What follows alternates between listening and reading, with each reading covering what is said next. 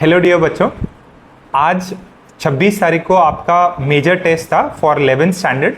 ये जो major test का कॉन्सेप्ट है उसका पर्पस बस यही है, जो आपको स्टार्टिंग से, जब से आपका बैच स्टार्ट हुआ है तब से लेके आज तक जो भी पढ़ाया गया है उसका एक क्यूमुलेटिव टेस्ट लें। अब इससे क्या होता है कि जब बच्चा मेजर टेस्ट देने जाता है और जैसे जैसे मंथ्स बढ़ते जाते हैं तो उसका सिलेबस थोड़ा सा वास्ट हो जाता है। तो ये 2-3 फैक्टर्स के लिए इम्पॉर्टेंट है ये मेजर टेस्ट।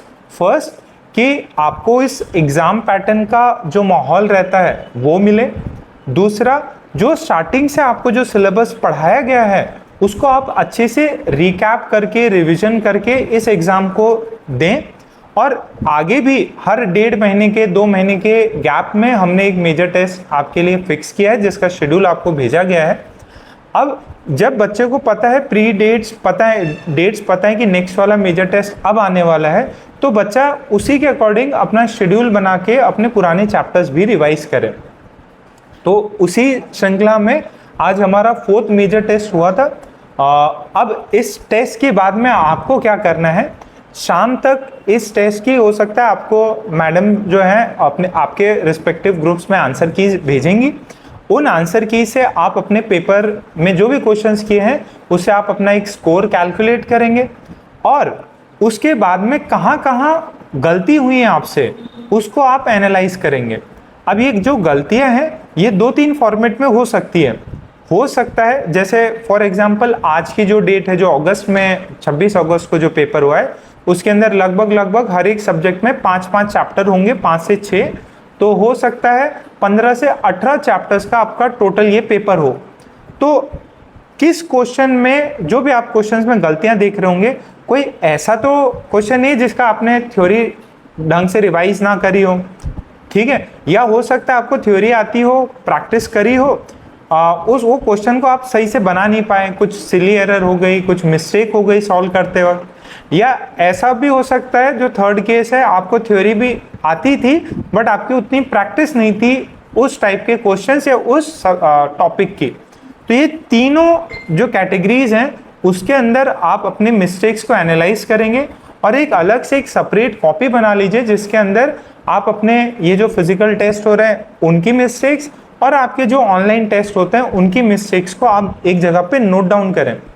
अब उससे पर्पस क्या फुलफिल होगा, क्या मोटो अपना अचीव होगा कि जो गलतियां हमने पेपर में कर ली उन्हें नेक्स्ट पेपर में नहीं करनी है, उन्हें जेईई के फाइनल एग्जाम में नहीं करनी है।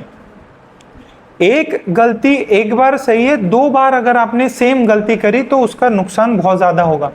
अब इससे क्या होगा कि जब आपको एक ओवरऑल रैंक लिस्ट मिलेगी, आपको एक स्कोर मिलेगा, तो आपको एक स्टैंडिंग पता चलेगी कि हाँ यार, इतने जो भी अपने बैचेस हैं उनमें आपकी स्टैंडिंग कहाँ पे है और कितना आपको इम्प्रूव करना है, कितना कंपटीशन मिल रहा है आपको।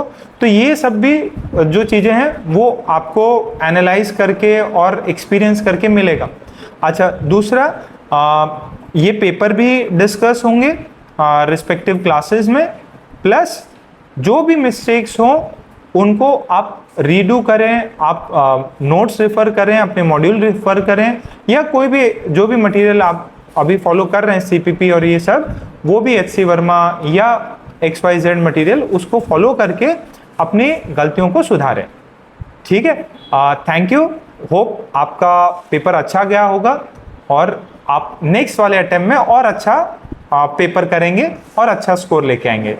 सो बच्चों, ये जो पेपर आपका नीव एकेडमी कंडक्ट करवाता है, इसका एक मोटो ये भी रहता है कि आफ्टर पेपर, जैसे आज पेपर हुआ तो कल ये आपके क्लासरूम में पेपर डिस्कशन भी होगा जिसमें आपके रिस्पेक्टिव सब्जेक्ट टीचर्स उसको डिस्कस करेंगे।